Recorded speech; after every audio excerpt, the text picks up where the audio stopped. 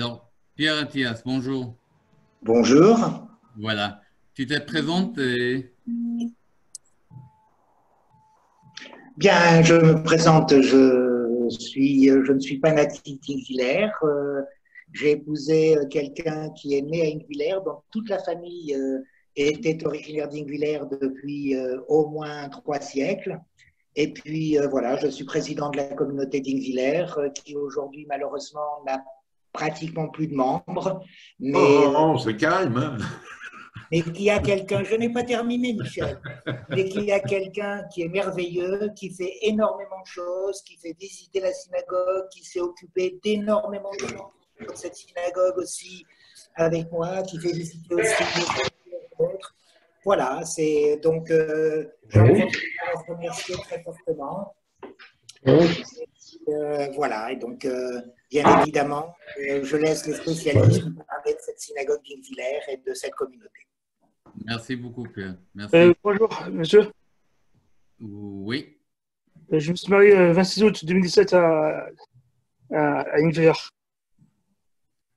Votre nom? Safati Stéphane avec mademoiselle Rebecca Lévy. Sa grand-mère, c'est madame Germaine Enel. D'accord. D'accord. On garde les remarques et après, à la fin, on va commencer. Et Ouais. après, on peut s'exprimer tout le monde. Ok. Merci. Alors, Emmanuel de Marseille, bonjour à toi aussi. Oui, bonjour. Voilà. Alors, je remercie Yoav d'avoir pensé à moi pour présenter l'aspect historique de la communauté d'Ingvillers. Je laisserai Michel davantage parler de la synagogue proprement dite. Alors, je me présente très rapidement. Je suis historien de formation. Je suis originaire d'Ingvillers. Le hasard fait que je suis le fils de Pierre Athias, le président de la communauté. Et je tiens une page sur Facebook qui s'appelle Patrimoine et culture du judaïsme, qui totalise à ce jour un peu plus de 8000 membres et qui est visitée entre 250 000 et 300 000 fois par mois, sur lequel je parle de toute l'actualité du patrimoine juif à l'échelle mondiale. J'ai fait plusieurs reportages photos en Alsace, dont un l'année dernière sur la synagogue d'Ingvillers. Et c'est une synagogue à laquelle je tiens profondément parce que j'y ai partiellement grandi. Je m'y rendais chez mes grands-parents qui en étaient parmi les derniers membres actifs. Mon grand-père était le dernier Cohen, Marcel Kahn. Et donc, je peux dire que j'ai traîné mes guêtres dans cette synagogue pendant de nombreuses années, au moins toutes les fêtes de Tishri et les Yom Tov, pendant les années 80-90. Peut-être on commence à présenter les photos? Oui, si tu veux. Voilà. Alors, on va commencer là. Est-ce que tout le monde voit? Ça marche? Très bien. C'est bon. OK. Alors, attends. Moi, il me demande d'actualiser. Petit souci. Alors, la première photo, c'est le dessin que tu m'as envoyé. Oui, alors moi, là, je n'ai pas de visibilité. On m'entend quand même? Oui. Oui. Alors, le dessin en question, c'est une peinture qui a été réalisée par mon grand-père, Marcel Kahn, Zirno Livracha, en 1977. Mon grand-père est né en 1907 à Dunkerque, d'une famille alsacienne qui avait migré après 1870. Comme tous les Alsaciens le savent, une grande partie de la population juive a souhaité ne pas devenir allemande au moment de la défaite de Sedan de Napoléon III, et certains ont migré dans le nord de la France. C'est le cas de la famille paternelle de ma maman, qui est alsacienne et originaire d'Ingvillers, et mon grand-père a vécu une bonne partie de sa vie donc, dans cette petite ville d'Ingvillers, et on a réalisé plusieurs peintures, notamment des différents sites juifs. Alors ça, c'est une des représentations qu'il a produites, probablement la plus belle. Et pour l'honorer, on l'avait utilisé, mon épouse et moi-même, en 2011, en guise d'illustration de notre carton de mariage, puisque nous avons décidé de réouvrir la synagogue d'Ingvillers pour célébrer notre mariage, justement. D'accord. Est-ce que tu vois les photos? Non, je ne vois pas les photos. D'accord. Mais comme je te les ai envoyés, je les connais par cœur. Mais si tu me dis au fur et à mesure, je ne sais pas pourquoi, ça n'actualise pas. Attends, j'essaye de me rapprocher de la box, peut-être. Non. D'accord. Les aléas du direct. Non, ça ne fonctionne pas. Et Michel Lévy, est-ce que tu vois toi le diapo? Ah ben moi, je vois tout, là. D'accord. Là, j'ai l'impression d'être chez moi, alors. Ah, voilà. Est-ce que pour l'instant, peut-être tu peux dire quelques mots par rapport aux bâtiments même? Ben, que ce bâtiment, oui, tout à fait, que ce bâtiment a été entièrement rénové en 2013. Et ce qui est regrettable, c'est que tu n'aies pas de photo de la synagogue avant les travaux, parce qu'elle était complètement délabrée, le toit était foutu, le crépi aussi. Et là, je veux dire que j'ai eu beaucoup de chance durant tous ces travaux, puisque il faut dire que le responsable de la région Alsace habitait tout simplement à 6 km de chez moi. Et quand j'avais besoin de lui, il me disait bah, viens chez moi, on prendra le café ensemble, on va s'occuper de ça. Ce qui n'est plus le cas maintenant. C'était beaucoup plus facile. Mettons que j'ai eu beaucoup de chance à l'époque.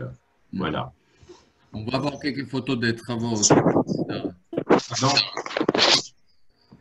Et je passe les photos. Voilà. En fait, ça, c'est une partie qui est intéressante. Oui, c'est la cave. Et la cave, il faut savoir que l'endroit où se trouve la synagogue s'appelle Cour du Château. Tout simplement parce que la synagogue, en 1422, était tout simplement la résidence d'été des Hanau-Lichtenberg, les seigneurs qui s'occupaient du coin. En 1422, la cave date de cette époque. Hein. Regardez le plafond, regardez la colonne en plein milieu. C'est donc une très très vieille cave. Et sur cette cave a été construite le château. Et c'est seulement en 1822 que la communauté israélite d'Ingviller a racheté le terrain pour en faire une synagogue qui a été transformée. Voilà. Et pourquoi ça, en fait, c'était construit là-bas? J'ai pas compris. Pourquoi c'était construit sur la cave des châteaux, on peut dire? Parce que c'est la communauté israélite d'Ingviller qui a racheté le terrain en 1822. Il y avait déjà une première synagogue à Ingviller qui était rue du 11 novembre, qui était une maison d'habitation. Maison d'habitation dans laquelle se trouve d'ailleurs le mikvé. D'accord. Voilà. Et donc la communauté, il faut savoir qu'en 1843, il y avait à Ingviller 598 juifs recensés, ce qui représentait grosso modo la moitié de la population, parce qu'Ingviller avait 1200 habitants à l'époque. Donc la petite synagogue n'était plus assez grande et ils ont fait une nouvelle synagogue à l'endroit où se trouvait le château. Voilà. C'est une synagogue très très grande pour les gens qui la connaissent. Voilà, là on a des photos que je trouve. Voilà. Magnifique. Alors, est-ce que tu peux expliquer un peu les démarches en fait des travaux? À l'époque, vivait encore un monsieur qui s'appelait monsieur Roger Henel et qui un jour me croise dans une Villers et qui me dit « Écoute Michel, je commence à vieillir, est-ce que tu voudrais bien t'occuper de la synagogue ?» Parce qu'il faisait des visites tout simplement. Donc j'ai assisté à une de ces visites. Bon, Roger est décédé, il avait 90 ans passés. Il faisait rentrer les gens dans la synagogue, il leur disait « Voilà, c'est la synagogue », il faisait un tour et il ressortait. Ah, je lui ai dit, bon, ben, je veux bien m'en occuper, mais je me suis dit, je vais le faire avec modération. En fin de compte, comme je suis assez curieux, je suis allé à la cave, je suis allé au grenier, je suis allé partout, j'ai trouvé un tas de choses et je me suis dit, pourquoi ne pas en faire un lieu de visite? Et en fin de compte, je ne pensais jamais que ce bâtiment, que cette choule aurait autant de succès. Pour mémoire, l'année dernière, j'ai eu plus de 7000 personnes. C'est vrai que c'est un bâtiment tout à fait à part. Regardez le dôme, Le dôme a été posé en 1903. C'est du cuivre, avec la patine du cuivre ferait qu'il est devenu gris-bleu. C'est d'ailleurs très joli. Et vous avez, sur la photo que vous voyez, l'entrée de gauche, c'est l'entrée des femmes qui vous amène à la tribune. Moi, je n'ai pas connu l'époque où les femmes étaient assises en haut encore, mais il faut savoir que cette synagogue peut toujours servir. Elle n'est pas désacralisée, hein. Tout est là, tout peut servir encore. Vous voyez à côté une maison, vous voyez une demi-maison, c'était tout simplement la petite synagogue, c'était la synagogue d'hiver. Ce qui veut dire que chauffer un bâtiment aussi grand que celui-là, que le bâtiment principal, coûtait très très cher. Et les offices, en hiver, en automne et en hiver, parce que les hivers sont quand même froids ici, les offices se faisaient dans la petite choule. Vous voyez aussi le volet d'en bas, c'était tout simplement une salle de classe où quand j'étais enfant, Roger Cahen, le rabbin, venait nous donner des cours de religion.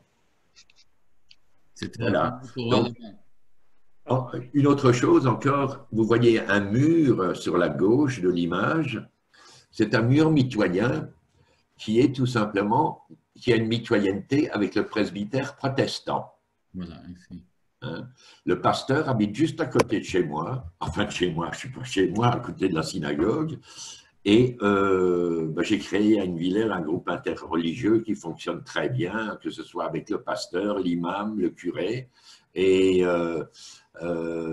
Pierre Attias va pouvoir vous le dire, il y a 5 ans, on a planté un arbre de l'amitié dans toutes les, que ce soit à la synagogue, à l'église catholique, à la mosquée, à l'église protestante.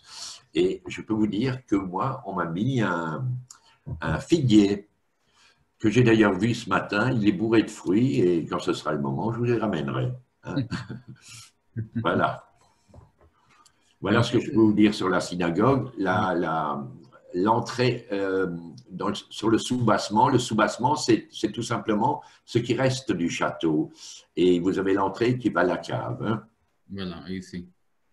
Alors, si vous voulez, je peux éventuellement commenter certains lieux spécifiques de cette synagogue. Je vous en prie, cher ami. Allez-y, allez-y. On parlait justement de ce soubassement qui est unique en son genre. Il est quand même très rare de voir une synagogue construite sur une cave voûtée de 15e siècle. Alors, ce qu'il faut savoir, c'est que la synagogue a été construite en plusieurs étapes sur un site médiéval très ancien. Ce site, il remonterait à 1472, la période lors… Ah oui, il y a des coupures là. Oui. Emmanuel? Allô, allô. Ah, je pense la connexion n'est pas bonne. Internet. C'est toi? Ah, moi j'entends, hein, mais Emmanuel, je n'entends pas. Oui. Et la photo… Emmanuel, on ne t'attend pas du tout. Vous n'entendez pas? Non. Maintenant, oui. Maintenant, oui. Ça, alors, la connexion, oui, désolé, la connexion est instable. Je vais reprendre. Oui. Donc, j'expliquais qu'il est quand même très rare de voir une synagogue construite sur un site médiéval aussi original. C'est une synagogue qui a été bâtie donc, sur le château des Hanau-Lichtenberg, qui a été reconstruit à plusieurs reprises, en 1472 notamment. Puis il a été détruit en 1672 sur ordre du ministre de Louis XIV, Louvois.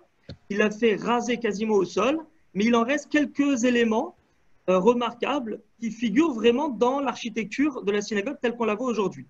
Donc il y a cette cave gothique voûtée avec sa colonne centrale.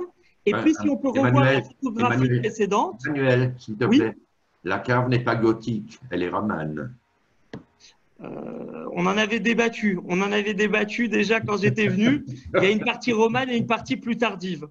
Mais on a la tour d'angle. Si on peut revoir la tour qui est sur la photographie précédente, Yoav, on a une petite tour d'angle qui se maintient également de la période médiévale.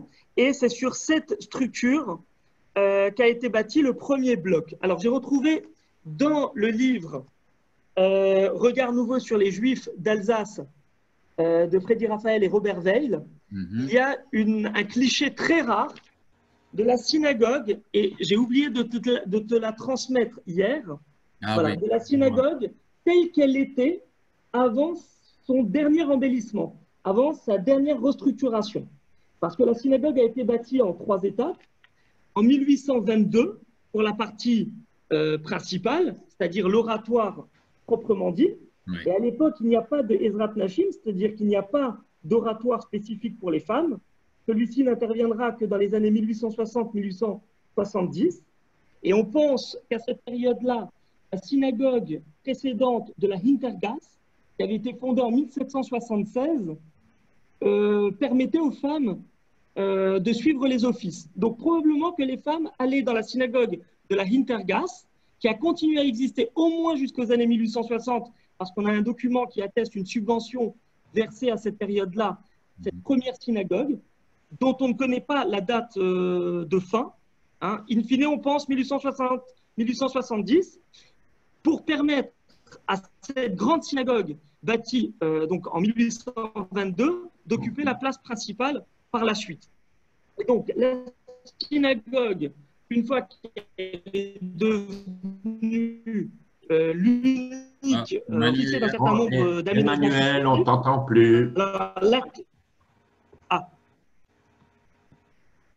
Vous m'entendez de nouveau là? Oui. Donc, la synagogue va bénéficier d'un certain nombre de restructurations successives à la fin du 19e siècle. En 1891, on rajoute la partie latérale sur le côté, voilà, avec la tour. Et puis, en 1903, on rajoute l'horloge et le bulbe. Alors, l'horloge, c'est aussi un élément très rare. Et le bulbe présente, si on les voit, 2 petites cloches.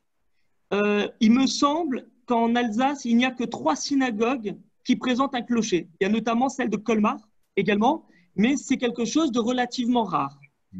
Et enfin, on a recouvert le bulbe mauresque de cuivre en 1913, à la veille de la Première Guerre mondiale.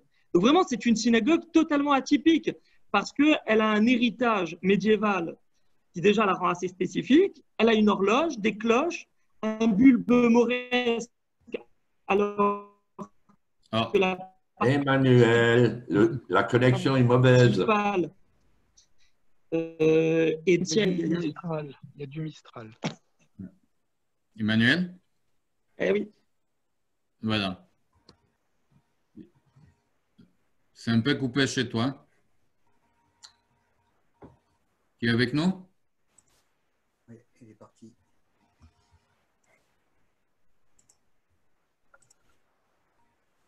Ça passe pas. Hein. Emmanuel? Bon. Michel, pour l'instant, je vais passer.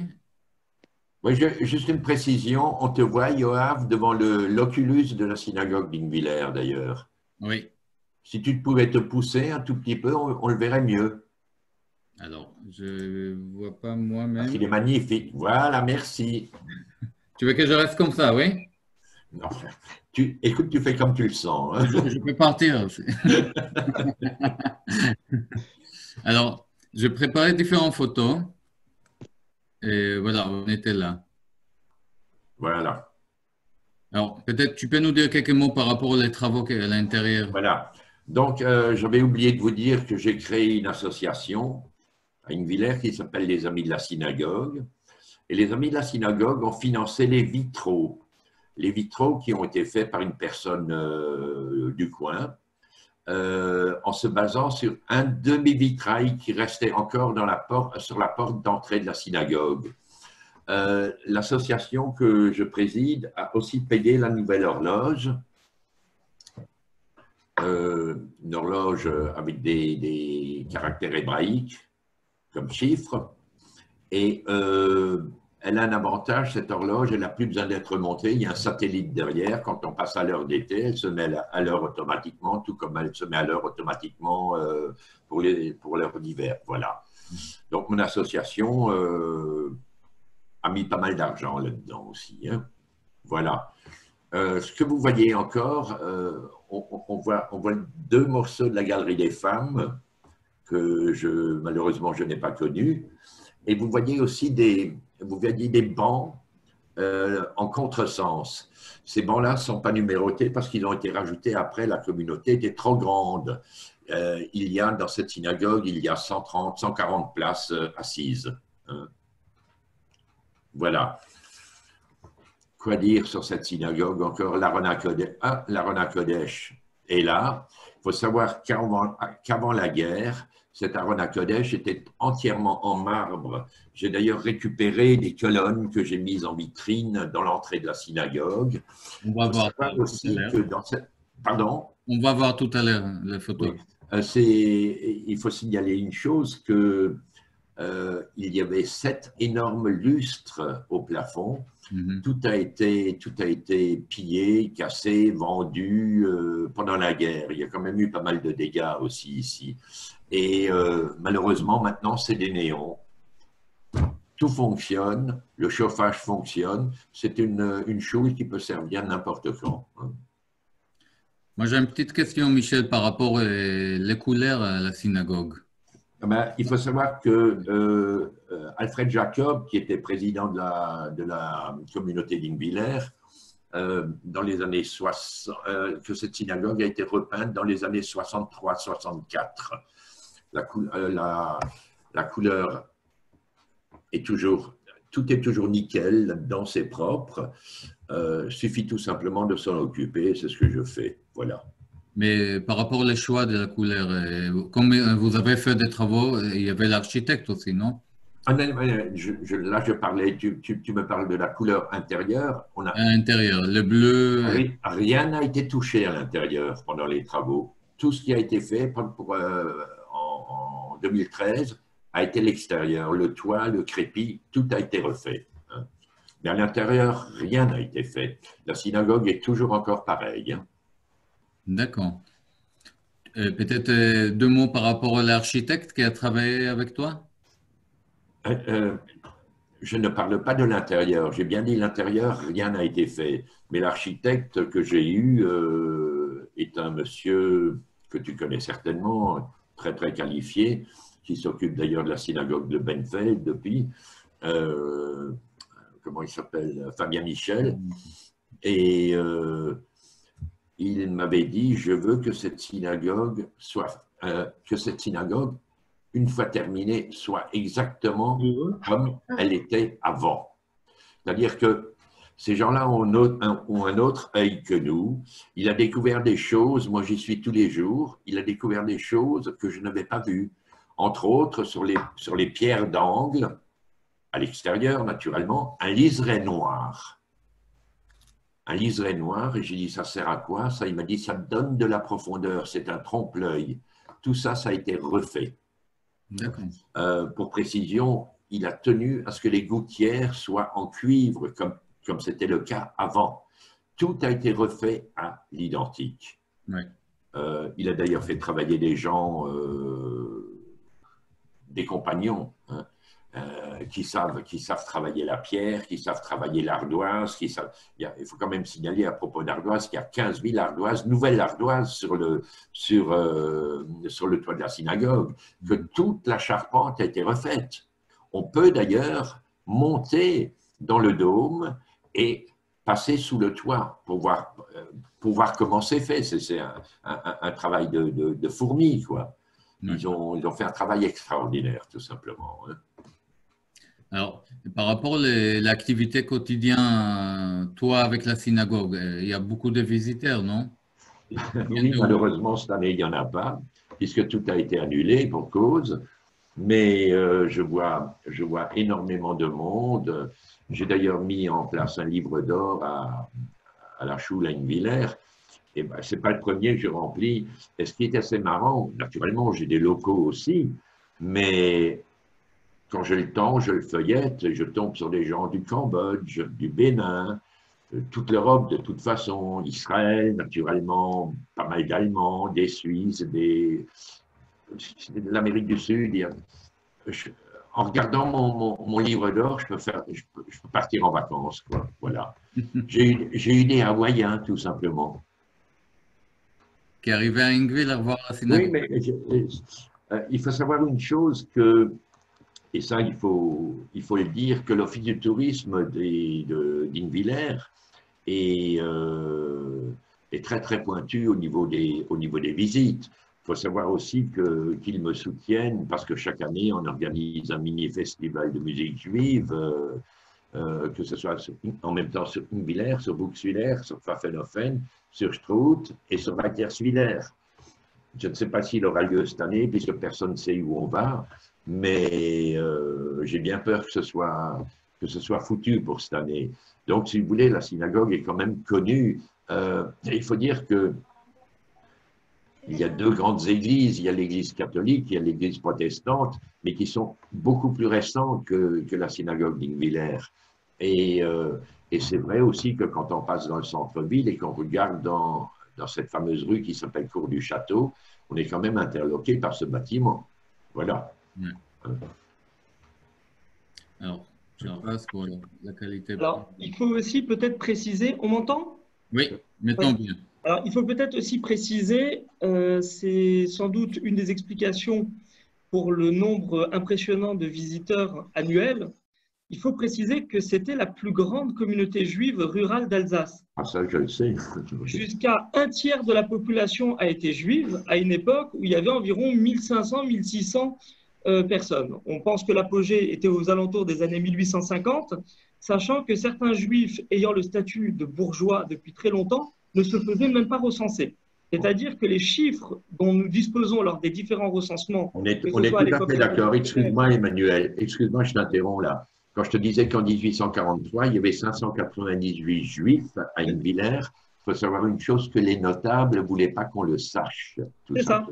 Voilà. Donc on pense que ça dépassait vraisemblablement les 600 aux alentours des années 1850. À l'aise, à l'aise. Et on sait que déjà, même en 1784, au moment du premier recensement général imposé par Louis XVI, le premier recensement général des Juifs d'Alsace donne déjà des chiffres qui sont minorés par rapport à la réalité. Et donc, comment on pourrait expliquer en fait une telle présence juive? C'est parce que la communauté d'Ingviller, qui a vraisemblablement débuté en 1347 au moins, on a un premier document qui remonte à cette époque-là, hein, c'est une charte de Charles IV qui vient confirmer le fief des seigneurs de Lichtenberg à l'époque et qui leur cède tous les droits sur les Juifs. Donc on sait qu'en 1347, il y a déjà une communauté à ce moment-là. En 1348-49, alors que toute la communauté juive d'Alsace, et à commencer par celle de Strasbourg, pâtit des conséquences de la Grande Peste, il y a des massacres dans toute la vallée rhénane. À Strasbourg, il y a un pogrom qui est dramatique. Les Juifs sont brûlés en place publique, sont chassés à l'intérieur même de leur quartier. Eh bien, un certain nombre se réfugient à Ingviller. Et tout au long de la période qui suit, on a l'impression que c'est un véritable havre de sécurité, c'est un havre de paix. Ingviller est un lieu de refuge pour de très nombreux Juifs d'Alsace. Pourquoi, Emmanuel? Pourquoi, Emmanuel? Ben, je vais te dire pourquoi. Tout simplement parce que les Hanau-Lichtenberg étaient des protestants. Et les protestants donnaient protection aux Juifs contre monnaie sonnante et trébuchante. Et ça se retrouve en ce moment, je l'ai dit tout à l'heure, le presbytère protestant est à côté de la Schule. Et il faut savoir aussi que les trois religions à Ingviller ont toujours vécu en très très belle harmonie. Hein? Il y a quelque chose à la paroisse protestante, on me prévient, on m'invite. Il y a quelque chose à la paroisse catholique, on me prévient, on m'invite. Il y a quelque chose à la mosquée, c'est une salle de prière à Ingviller. Pour vous dire, j'ai envoyé un mail ce matin à l'imam parce que le ramadan commence demain. Voilà, c'est tout. Il y a cette entente de la campagne. Voilà. Et ça a l'air de bien tenir ici. Mais il faut aussi dire, parce que ça n'était pas forcément le cas dans d'autres villages protestants du XVIIe ou XVIIIe siècle en Alsace, il faut dire que les Hanau-Lichtenberg sont des gens très pragmatiques. Oui. La preuve, c'est que au lendemain de la guerre de 30 ans, alors qu'il y a eu une véritable saignée dans toute l'Europe, en Europe centrale, mais également en Alsace, hein, qui a beaucoup souffert de la guerre de 30 ans, il faut repeupler les territoires des Lichtenberg. Et ils vont chercher en fait des gens en Europe centrale. Et parmi eux, il y a de très nombreux juifs qui arrivent dans les années 1650, 1670. Donc, ils sont bienveillants, ils sont accueillants, et ces populations s'enrichissent parce que, contrairement à d'autres endroits, ils sont relativement peu soumis aux impôts spécifiques aux Juifs. Alors, il y aura le fameux Schirmgeld, mais qui n'est finalement pas tellement supérieur à ce que payent les populations non juives. Donc, il y a cette opulence, cette aisance qui permet à des Juifs de devenir très rapidement des bourgeois.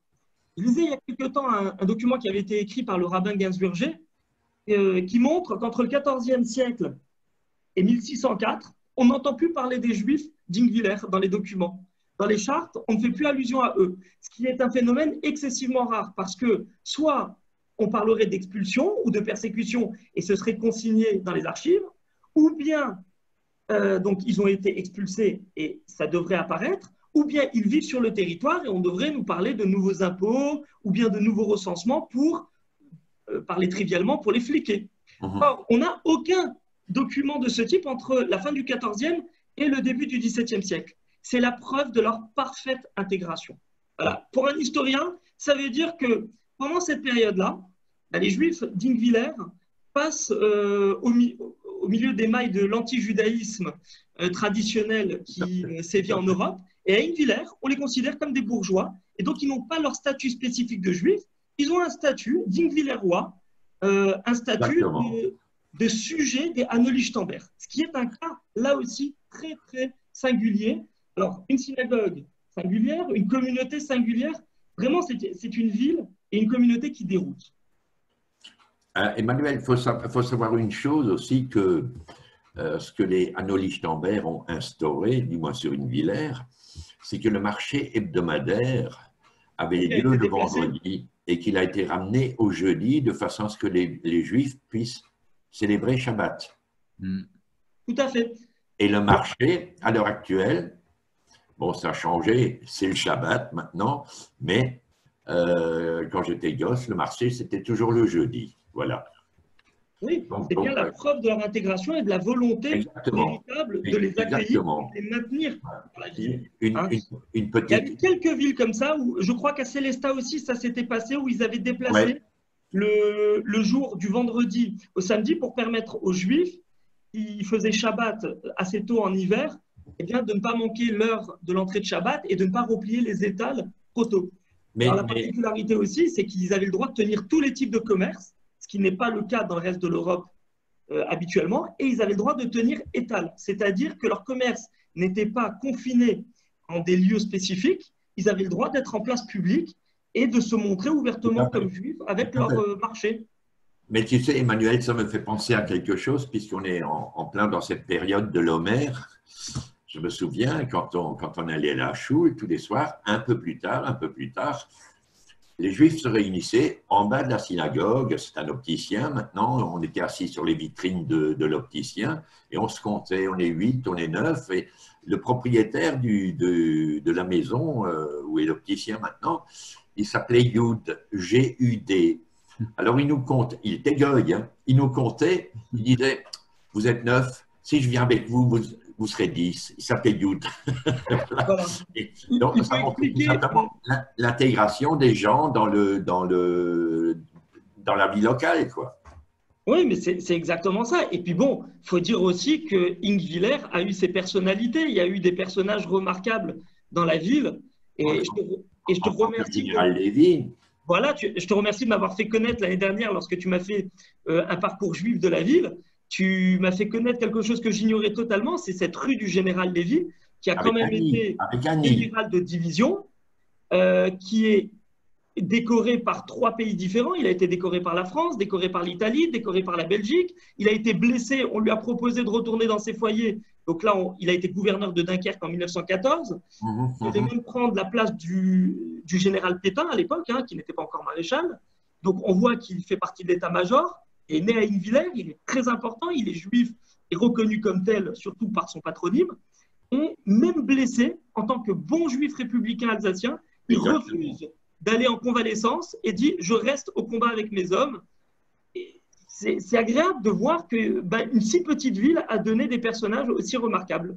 Mais tu as deux autres rues à Ingvillers qui portent des noms de juifs, entre autres l'impasse Meyer. Oui. Et moi j'ai connu les Meyer, c'était des marchands de vin. Et en face de l'impasse Meyer, tu as la rue Liver. C'était des colporteurs aussi. Donc, ils ont leur rue à Ingvillers. Ce qui prouve tout simplement que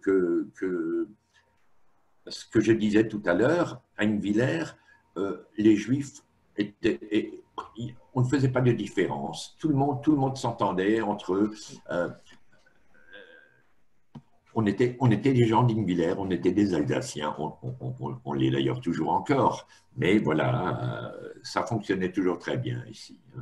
Et ce qui est magnifique, parce que là, on a beaucoup parlé de la synagogue, mais ce qui pourrait être intéressant aussi de montrer, c'est les traces matérielles de cette présence juive à travers la ville, qui restent pérennes. Ce sont des traces qui sont encore très visibles.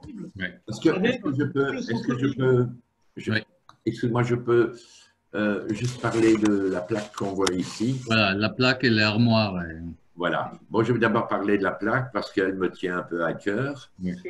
Ça, c'est les victimes de la barbarie nazie. Les deux premiers, Lévi Salomon et Lévi Mina, sont mes grands-parents qui ont été jetés vivants dans des puits dans le département du Cher, à Guéry.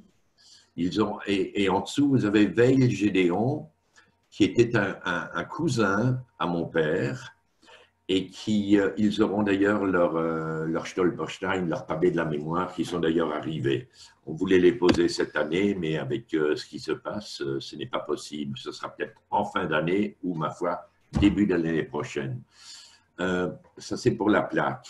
L'armoire que vous avez à côté, c'était tout simplement, j'ai mis des étagères dedans, ça me sert à ranger ma documentation, etc., etc. Mais c'est une armoire qui servait tout simplement quand il y a un deuil dans une famille. La famille n'allait plus à la choule. Par contre, c'était la choule qui venait dans la famille. C'est-à-dire qu'il n'y avait pas d'étagère. On mettait un Sefer Torah dans l'armoire. On chargeait l'armoire sur une charrette et avec des chevaux, ils allaient faire la prière du soir dans la famille. Cette armoire était peinte comme les murs, était en blanc cassé. Et comme je trouvais qu'elle était sympa, j'ai demandé à un ami qu'il me la décape. Une précision aussi, elle était peinte à l'intérieur. Et cet ami de Bingen-sur-Moder me téléphone le lendemain en me disant « Michel, je ne fais plus rien sur ton armoire, j'ai trouvé quelque chose à l'intérieur. » Je dis bien, elle était peinte à l'intérieur.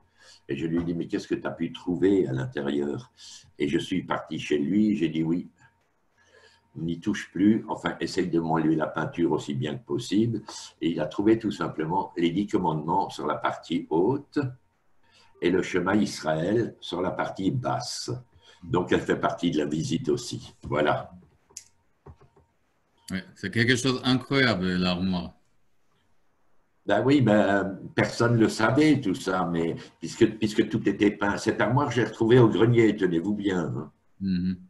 Elle n'a rien à faire au grenier, enfin, du moins plus maintenant. Hein. Voilà. Alors, je passe par rapport à la maison. Et Michel, peut-être tu veux nous dire l'activité en bas aujourd'hui. Donc les deux fenêtres du bas à droite étaient le petit oratoire. J'en ai fait un petit musée que tu as certainement déjà vu. Tu as peut-être fait des photos à montrer, je ne sais pas. Et oui, ça c'est les colonnes. Ça c'est l'entrée. À gauche, c'est dans le petit musée. Et on te voit. Oui, à gauche. Merci Emmanuel. Tu sais, c'est l'âge. Il n'y a pas de problème. Les colonnes, c'est les colonnes qui entouraient l'Aron HaKodesh. Hein? Tout était en marbre, je les ai reconstitués. Ok. Et à gauche, c'est le petit musée. Mais comme dit, les colonnes, ça devait être splendide. Mais j'ai d'ailleurs une photo que, comment il s'appelle? Il est auditeur aussi en Israël. C'est lui qui me l'a envoyé. Roté, Michel Roté. Il est avec nous, Michel. Ah, je le vois. Voilà, mais je l'ai. Dommage qu'elle est un peu foncée, Michel, parce que j'ai pas pu en tirer grand-chose, mais on voit quand même que c'est ces colonnes. Ouais. Ben, tu serais gentil de me les envoyer sur mon mail. Je suis preneur aussi. Ah, j'ai pas compris. Je suis également preneur. Je veux bien une copie de la photo. Ça ira à Marseille aussi, c'est bon. Donc, et sur la photo de gauche, ben, voilà, ça c'est le musée. Hein. Vous avez une Megillah, vous avez un chauffard. Il y a des chauffards, il y en a assez ici. Il faut savoir une chose, que les explications en français ont été écrites par les élèves des profs de religion, hein, qui expliquent pourquoi ci, pourquoi ça, etc., etc. Hein. Vous avez une Il y a toute beaucoup petite... d'activités éducatives à Ingviller, non? Pardon? Il y a beaucoup d'activités scolaires. Ah oui, oui, oui, oui, pas mal. Hein. D'ailleurs, au niveau de l'interreligieux, ce sont des gens qui sont très, très engagés, qui ont préparé une grande, qui ont préparé une grande manifestation pour la pose des pavés qui va se faire, je ne sais pas quand, mais qui va se faire quand même. Voilà donc ce fameux figuier. Et j'ai un ami qui m'a fait des plaques de grès avec les 4 symboles de toutes les religions. Et ici, on est à la synagogue, donc le premier symbole, c'est tout simplement l'étoile de David. On ne le voit pas très bien, au milieu, il y a marqué « Arbre de l'amitié ». Et le dimanche, par beau temps, il y a pas mal de gens qui vont se balader dans tous les endroits, que ce soit au presbytère protestant, à la synagogue, au presbytère catholique, à la salle de prière musulmane, pour aller voir les différentes pierres et pour photographier les arbres, l'état d'avancement des arbres. Là c'était certainement l'année dernière, il est bien touffu, le figuier, mais il est en train de devenir comme ça de nouveau. Hein. Donc vous voyez qu'au niveau de l'interreligieux, ça fonctionne très bien aussi. Hein. Alors, je passe. Voilà, ça c'était l'ancienne synagogue, c'est rue du 11 novembre, ce que tu appelles en alsacien, Emmanuel, la Hinterkos, c'est exactement ça. Et à la cave de ce bâtiment se trouve le mikvé. La photo de gauche, c'est la maison de Gédéon Veil, qui aura son pavé aussi, qui est à 1 ou 2 maisons plus bas que le mikvé. Voilà. On voit encore la trace de la mezouza. Il y a d'ailleurs dans la rue du Général Lévy plusieurs maisons où on voit aussi la trace de la mezouza. Tout ça pour vous dire que la communauté juive d'Ingviller était très, très, très importante. Hein. Et tout le monde habitait à proximité de la synagogue. Hein. Et alors, ce qui est marrant, c'est que en 1936, il y avait environ 150 juifs, et malgré les morts, beaucoup ont décidé, par rapport au passé ancestral et à l'attachement à cette ville, de revenir vivre à Ingviller au lendemain de la guerre. Ah oui, dans le recensement de 1948, il me semble qu'on a presque le même nombre. On a environ 146 juifs. Tu me confirmes, Michel? Ben, Emmanuel, 1948, c'est mon année de naissance. Je me souviens, quand j'ai fait ma bar mitzvah dans cette choule, la choule était pleine encore. Ah, voilà. Voilà. Maintenant malheureusement, c'est le cimetière qui est plein, malheureusement. Hein. Mais mine de rien, il y a quand même eu des offices. Il y a encore eu Minyan quasiment jusqu'à la fin des années 80. Et moi, je me souviens, avec ma grand-mère qui allait toquer aux portes de chaque juif pour être sûr qu'on est Minyan pendant les Gamim Tovim, jusqu'à son décès, Zirnan Ebracha, jusqu'à ce qu'elle soit Nifteret, on avait encore l'office avec mon oncle, mon cousin, mon frère, mon père, et quelques personnes qu'on venait venir de Strasbourg, à Rosh Hashanah, à Kippour, on arrivait sans problème à être 15 hommes à peu près, plus les femmes, et ça encore en 1992-93. Justement, là, je fais une parenthèse. Moi, quand j'habitais dans le coin de Strasbourg, je faisais partie de la communauté de Wolfisheim, tout simplement parce que, d'abord, la choule est très petite, mais magnifique, et d'autre part, je retrouvais grosso modo la même ambiance qu'il y avait à Ingviller. C'est-à-dire, c'était des juifs de la campagne des marchands de bestiaux, ils étaient dans la viande, bref, et c'était exactement ce qu'on appelle en judéo-alsacien les mêmes mots, les mêmes petites histoires, quoi. Hein. Je pense à Jean-Claude Kahn, je pense à Pierre Wolf, je pense à Claude Kahn, je pense à Francis, à Sichel. On venait à la choule, naturellement pour prier, mais aussi parce qu'on rencontrait nos amis, quoi. Je ne trouve pas cette ambiance à la Grande Choule à Strasbourg. C'est vrai qu'on est de la campagne. Le judaïsme rural a son charme. Eh oui, eh oui.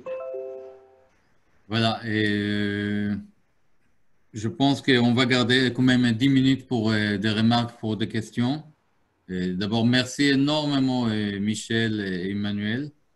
Je t'en prie. Merci beaucoup. Et c'est vrai, si vous ne connaissez pas la synagogue et les traces du judaïsme alsacien à Ingwiller, une des premières absolument, il faut venir. Appelez Michel Lévy et aller visiter. Ah, grave, qu'est-ce qu'il y a comme synagogue demain? Alors, demain, on n'a pas de synagogue. Demain, on a un sujet qui est totalement...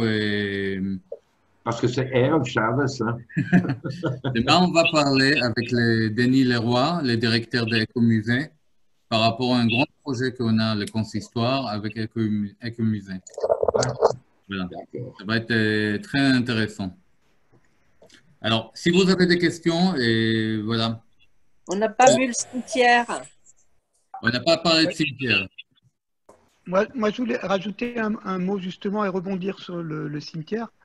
J'ai toujours été étonné, et maintenant, aujourd'hui, je comprends, vu la proximité des gens de toutes les religions, que ce cimetière soit vraiment aussi central, avec marqué Shalom à l'entrée.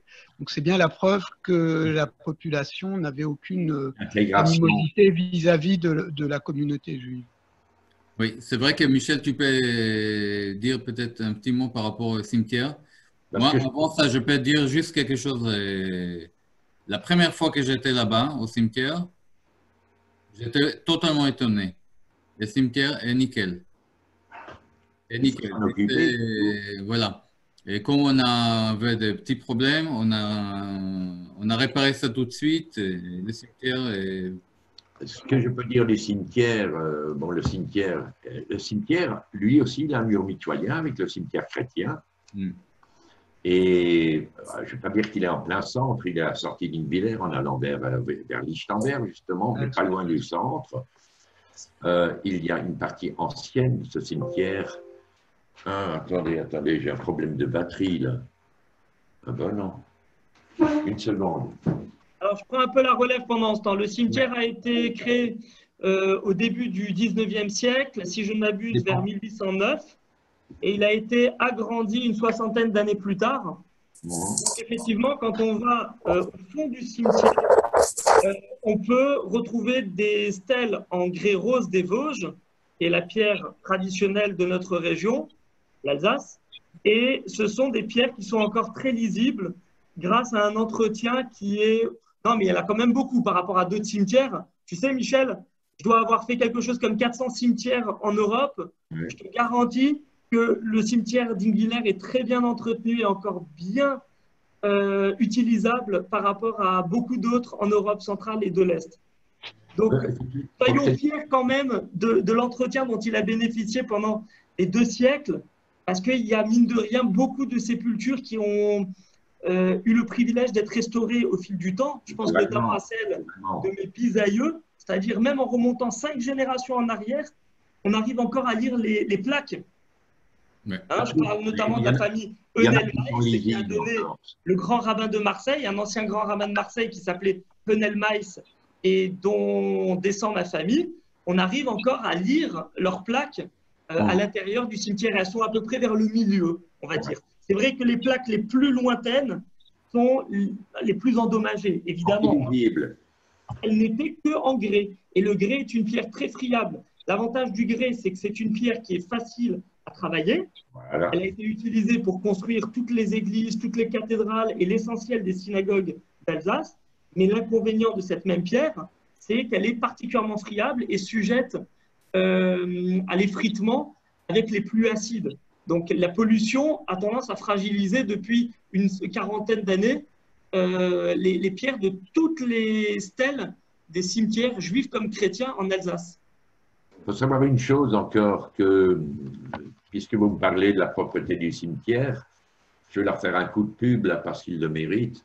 Je donne toujours le travail à un CAT, un centre d'aide par le travail. C'est des handicapés, mais qui savent travailler. Ils sont encadrés, ils viennent à 10, ils passent une journée et demie, 2 jours. C'est-à-dire au mois de janvier, je fais un programme sur l'année avec eux en leur disant « Allez hop, on va commencer fin avril puisque ça commence à pousser de partout. » Ils me nettoient le cimetière entre les tombes. D'ailleurs, une petite anecdote, là, ça fait 13 ans que je travaille avec eux. Et la toute première fois, j'ai vu le responsable des espaces verts en lui disant « Voilà ce que je voudrais, il faut que ce soit propre, il faut que les tombes soient propres, etc. etc. » Et j'étais occupé ce jour-là. Et le responsable, il m'a dit « Écoute, quand j'aurai fini, tu pourras récupérer la clé du cimetière le lendemain matin chez nous au bureau. » Et tenez-vous bien, le soir même, il me téléphone, il me dit « Michel, ton cimetière est nickel. J'ai enlevé tous les cailloux sur toutes les tombes. » Je lui dis « Écoute, Patrick, il fallait les laisser, mais c'est pas grave, il y en aura de nouveau. » Donc, mais ils savent exactement ce qu'ils ont à faire. L'encadrement est là et ça marche tout seul. Oui. Voilà. Merci beaucoup. Alors, si vous avez des remarques, des questions, c'est le temps. Pour moi, c'est bon.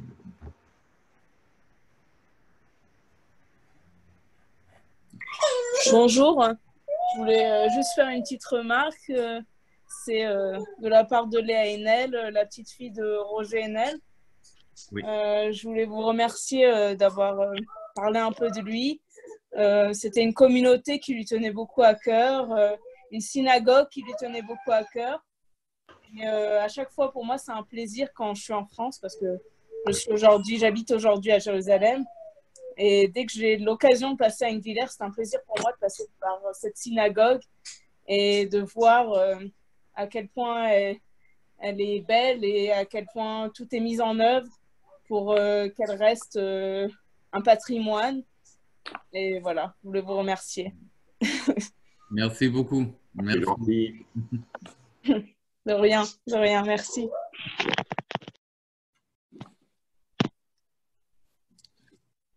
Alors, quelqu'un a encore des questions?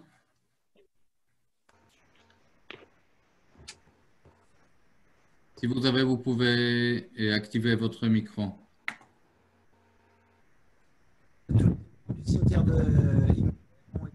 Oui, Michel. On n'entend rien. Est-ce que toutes les... On n'entend pas. Est-ce que toutes les tombes du cimetière d'Ingvillers ont été prises en photo? On ne t'entend pas bien.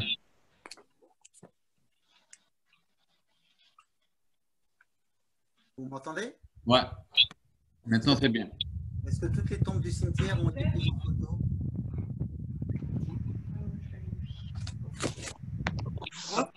Je vais répéter, j'ai entendu la question. Il demande si toutes les pierres ont été prises en photo. Est-ce qu'elles ont bénéficié d'un enregistrement numérique? À Ingvillers, non. Non. Ça, c'est un travail qu'on doit faire encore. Alors, Michel, j'active ton micro. Et le registre du cimetière existe-t-il? Mauvaise connexion. Le registre?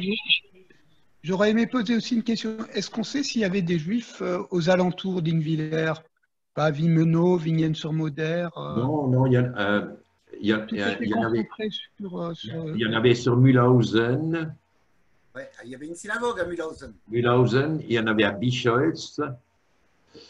Il y avait même une synagogue à Rothbach. Ouais, c'est à Mühlhausen. Voilà. Mais On peut préciser qu'il y avait une très forte concurrence entre Ingvillers et Bouxwiller, qui n'est pas très loin. En 1844, le rabbinat qui était à Ingvillers a été déplacé à Bouxwiller. Et jusqu'en 1961, Ingviller n'a pas supporté d'être relégué au second plan par sa voisine. Hein, il y a moins de 20 km qui les séparent, avec plein de petits villages où vivaient des juifs qui dépendaient de l'une ou l'autre communauté. Et jusqu'en 1961, il y a eu des doléances de la part des juifs ingvillerois pour récupérer le rabbinat qui avait été déplacé à Buxwiller. Dont la synagogue a été transformée en 1984 en musée.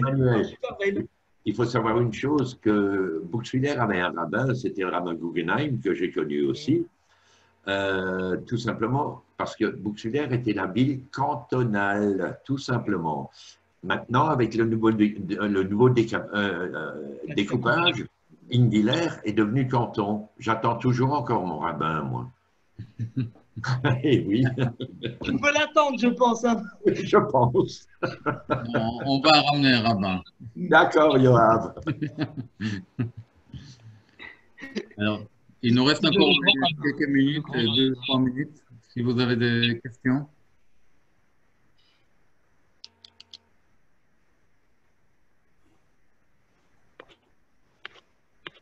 Moi, j'aurais une question, s'il vous plaît. Oui.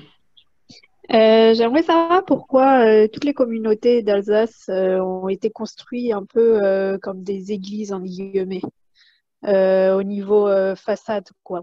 Pas forcément intérieur, mais plutôt la façade. Alors, ça, c'est ce que l'on appelle les transferts culturels. C'est un petit peu ma marotte et je vous encourage à visiter ma page pour en savoir plus sur la question parce que j'arpente depuis des années toute l'Europe pour retrouver justement les différentes synagogues et je commente leurs styles architecturaux. Les Juifs avaient une volonté d'intégration, c'est-à-dire qu'on a différents styles de construction synagogale en fonction des périodes de construction.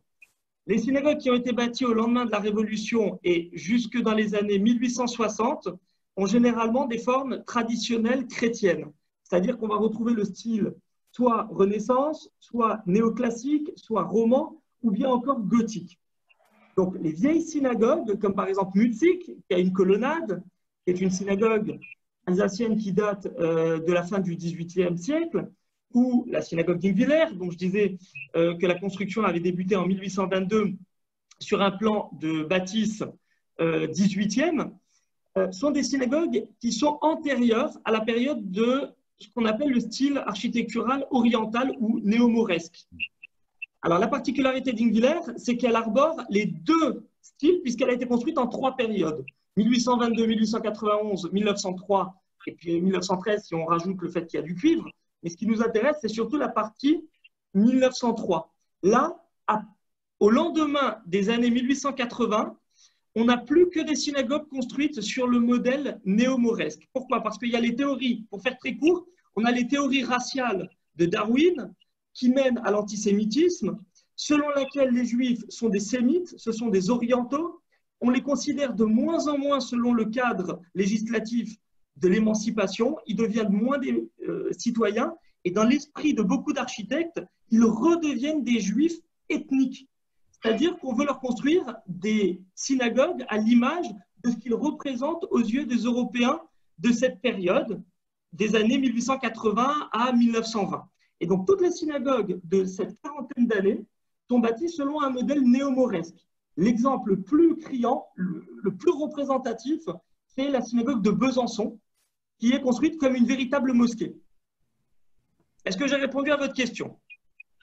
Oui, mais je demande si par une autre raison, si vous permettez, parce qu'à cette époque, il y avait un romantisme de l'orientalisme dans la peinture et aussi dans la littérature. Alors, et moi aussi, je viens d'une synagogue qui est orientale de Zurich, qui est toujours dit byzantine, mais j'ai plutôt pensé c'est dans un sens positif, le romantisme de l'orientalisme.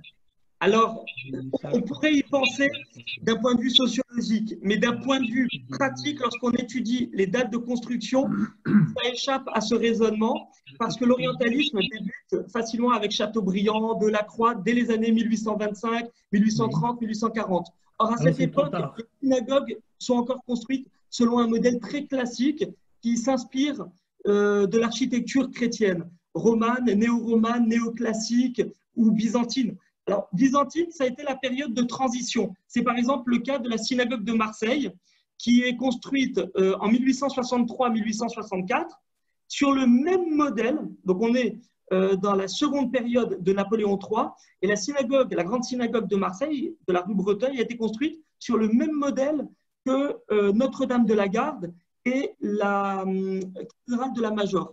C'est-à-dire que les trois bâtiments arborent le même type d'architecture. À ce moment-là, le côté néo-byzantin n'a rien d'un stigmate imposé aux Juifs. On construit selon ce qui se fait autour, parce que Napoléon III avait été choqué de ne pas voir de monuments cultuels remarquables à Marseille pour les catholiques et les Juifs. Donc, il impose qu'on fasse construire ces bâtiments selon le même style et selon le style qui se pratique à l'époque. Donc, c'est un côté orientalisant, mais qui n'a rien de stigmatisant. À partir de 1880, il y a une vraie volonté de voir le juif comme un oriental. Le juif devient un sémite et il n'apparaît plus, d'ailleurs on le voit dans les textes, Drummond, Paul Déroulède, c'est un déchaînement antisémite et les architectes n'échappent pas à cette vision tronquée du judaïsme, puisqu'à ce moment-là, le juif est un oriental et il n'a plus le droit à son statut de citoyen émancipé de plein droit. Merci. Merci. Merci beaucoup. D'en prie. Alors, dernière question.